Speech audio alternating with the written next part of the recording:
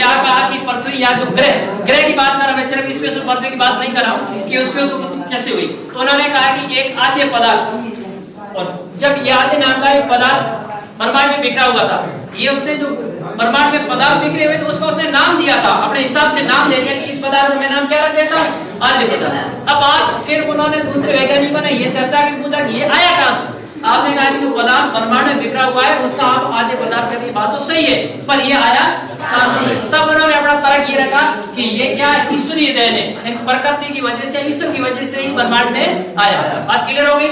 जब ये ब्रह्मांड में था तो इसकी विशेषता थी, क्या थी, ये कैसा था ये पदार्थ, क्या गति, टकराव।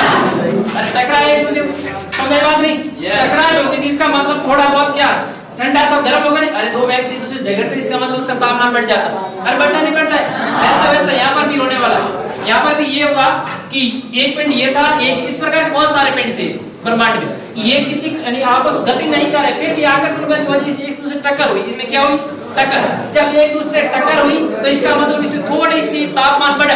अरे बात समझ आ रही नहीं भाई, टकराएंगे तो तापमान बढ़ेगा। अपने बाहर है ना, ये बाहर है अभी तो इसका मतलब ठंडे है, यानी जैसे ही अपने इसको मसला शुरू, इसका मतलब टकराहट हो रही है, नहीं हो रही, इसका मतलब क्या हो जाते हैं, गर्म। तो ये जब टकराहट हुई इसका मतलब इसमें ऊर्जा उत्पन्न हुई, क्या हुई, ऊर्जा उत्पन्न हुई। इसका मतलब इन्होंने थोड़ी सी क्या है, टर्न लेना है, थोड़ी सी इसमें हलचल उत्पन्न हो गई। बात समझ आ रही है विद्यार्थियों।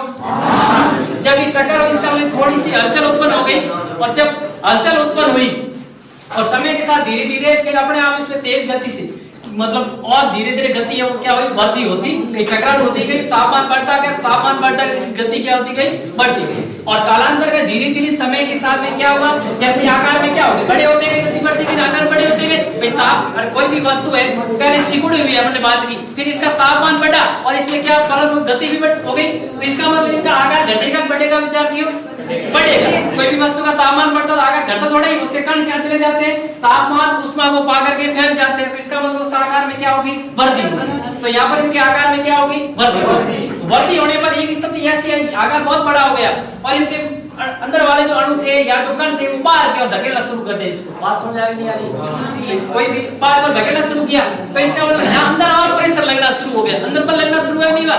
इसका मतलब ये बाहर की ओर जो बल लग रहा है ना, इस बल को विज्ञान की भाषा में क्या बोलते हैं, किस प्रकार का बल कहते हैं विद्यार्थियों,